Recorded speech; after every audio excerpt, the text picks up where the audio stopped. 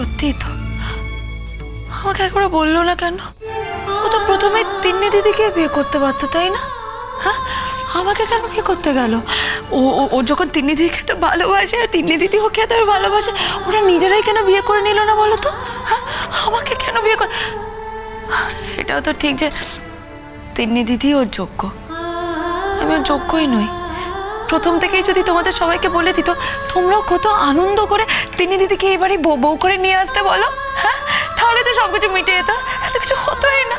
কেন যে বললো না, কেন যে করলো না? তুমি কে বলেছে গুনগুন যে ওই অনন্যাকে আমাদের পছন্দ হতো বাবিনের জন্য? কি মনে করো তুমি আমরা শুধু মানুষের লেখাপড়া দেখি, ভদ্রতা সভ্যতা দেখি? না গুনগুন, আমাদের বাড়ির সবাই না মানুষের অন্তরটা দেখি, ওটাকেই প্রাধান্য দিই। তোমাকে দেখে প্রথমেই বর্দা বুঝে গিয়েছিল যে তোমার অন্তর আছে, যেটা সবচেয়ে বেশি দামি আমাদের কাছে। মানুষের অন্তর চিনতে আমার বর্দার কোনোদিন ভুল হয় না।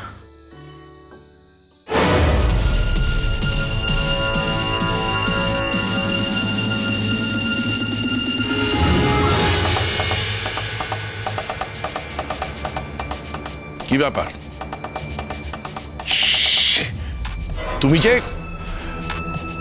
এই অবস্থায় তুমি বাড়িতে এলে, তোমার লজ্জা করলো না? তুমি কি সবকিছু বিসর্জন দিয়েছো? বাবিন, তোমার জামাতে এত সিঁদুরের দাগ কেন? সব তো শুনেছো বড় বৌদি, আবার জিজ্ঞেস করছো কেন? আসলে ফেরার সময় প্যান্ট শার্টটা নিয়ে আসার উপায় ছিল না, তাই এটা পরেই ফিরলাম। এই বাড়িতে আসতে তোমার পা দুটো কাঁপলো না? আমার পা কাঁপেনি জ্যাঠাই, কারণ আমি কোনো অন্যায় করিনি। তোর তো আজকে এখানে আসার কথা ছিল না, কেন এলি?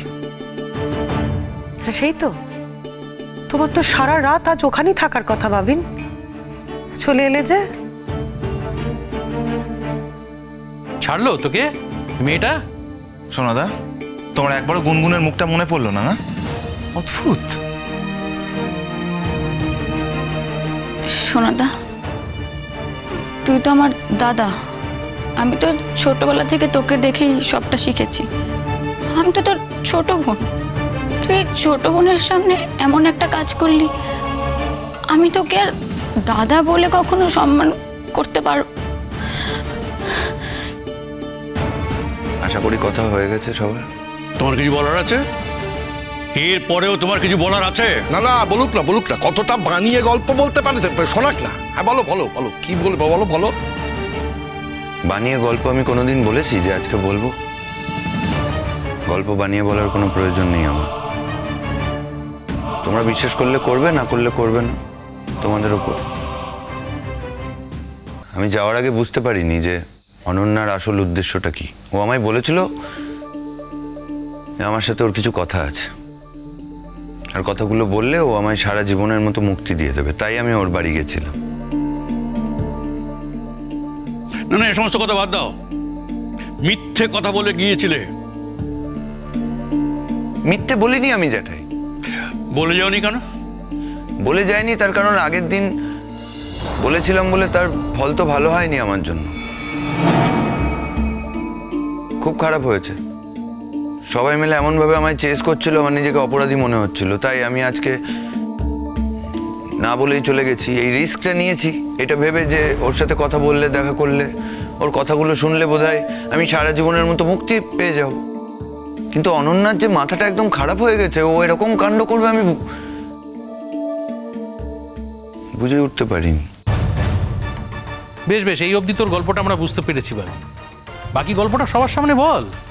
তোর ওই নতুন বরের মতো সাদা পাঞ্জাবি পাজামা, তার গল্পটা বল এবার শুনি। যখন আমি বুঝলাম যে ওর বাড়িতে থাকতেই হবে আমায়, উপায় নেই, ওর সমস্ত কথা আমায় শুনতে হবে, তখন অনেক রাত হয়ে গেছিল, আমায় চেঞ্জ করতে হতো। অনন্যা দেখছি অদ্ভুতভাবে একটা এটা কিনে এনেছে। কখন আমি জানিও না কখন কিনেছে। ও নাকি বাজারে গিয়ে যখন ফুল কিনেছিল তখন কিনেছে। বাহ, আমিও পরে ফেলি, চেঞ্জ করতে হবে ভেবে। এটার মধ্যে তো আমার অন্য কোনো উদ্দেশ্য ছিল না। এইভাবে কেন প্রশ্ন করছো তোমরা? জ্যাঠাই, ও বলছিলাম যে আমার মনে হয় আমার সাথে তোমাদের সব কথা শেষ হয়ে গেছে, তাই প্লিজ কিছু মনে করো না। আমার ঠিক ভালো লাগছে না, আমি এখন আসছি। হ্যাঁ গুনগুন, কথা আছে। আমার কোনো কথা নেই তোমার সাথে সৌজন্য মুখার্জি। আমার মনে হয় এই জীবনের মতো আমার তোমার সাথে সব কথা শেষ হয়ে গেছে। কিন্তু আমি তোমার সাথে কথা বলতেই তো এলাম, তুমি আমায় ভুল বোঝো না প্লিজ। আমার কথাগুলো শোনো অন্তত।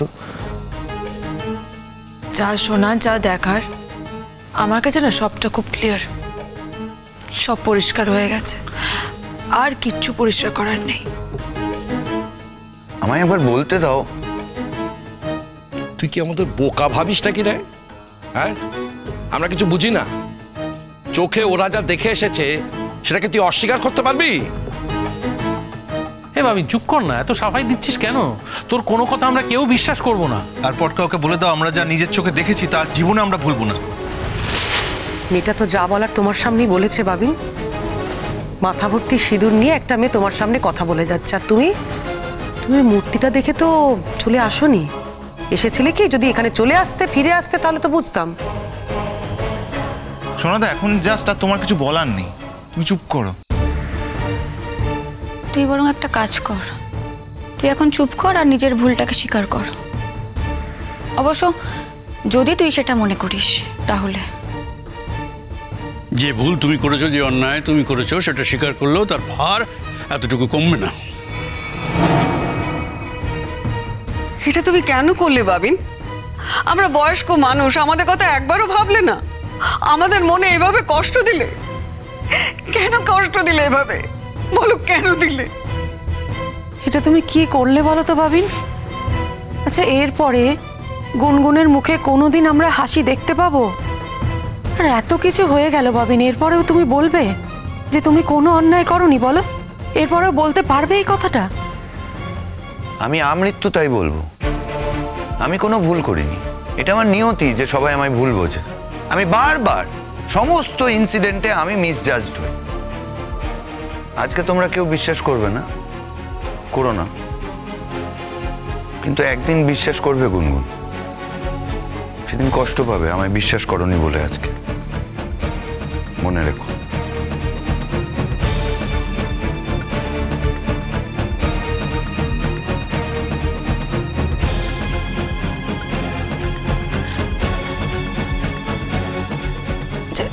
জ্যাঠাই, বড় মা, আমি কোন ঘরে থাকবো? আমি বলছি।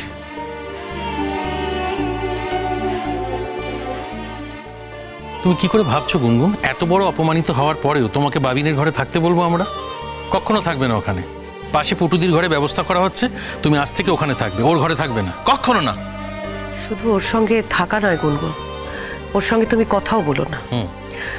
এত বড় অপমানের পর তুমি যদি ওর সঙ্গে কথা না বলো তাহলে আমরা কেউ কিচ্ছু মনে করবো না গুনগুন।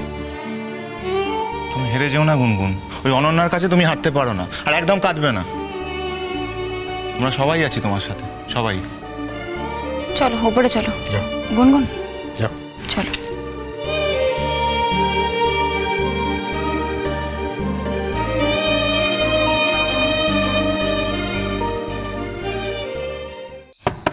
কে? সরি, ডিস্টার্ব করলাম। আমি তো আজকে ও ঘরে থাকবো না বলেই এখানে এসেছি। তুমি হঠাৎ এখানে আসতে গেলে কেন?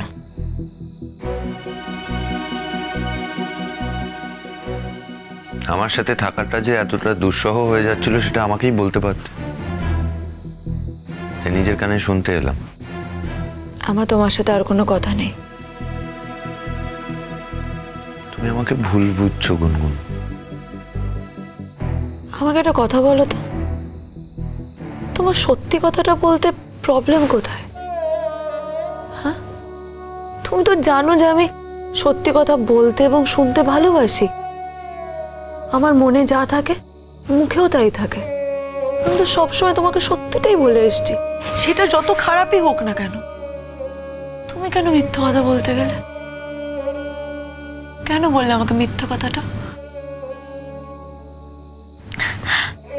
কিসের ভয় পাচ্ছিলে বলো তো? নিজের ইমেজের? আমার কাছে আবার নিজের ইমেজ মেনটেন করার কিসের ভয়? আমি আমার নিজের ইমেজই কোনোদিন মেনটেন করিনি, ওটা নিয়ে কোনো ভয় নেই। এই সিদ্ধান্তটা নেওয়ার আগে আমার কাছে একবার জানতে চাইতে পারতে, অন্তত আমি কি বলছি সেটা শোনার চেষ্টা কর। আমার তোমার সাথে কোনো কথা নেই। আমি একটাই অন্যায় করেছি গুনগুন, যদি বলো অন্যায় আমার একটাই হয়েছে যে আমি মিথ্যে বলে অনন্যার হস্টেলে গেছি। তোমার ন্যায় অন্যায় নিয়ে আমি মাথা ঘামাতে যাচ্ছি না। তুমি কেন এখন এতগুলো কথা আমাকে বলছো?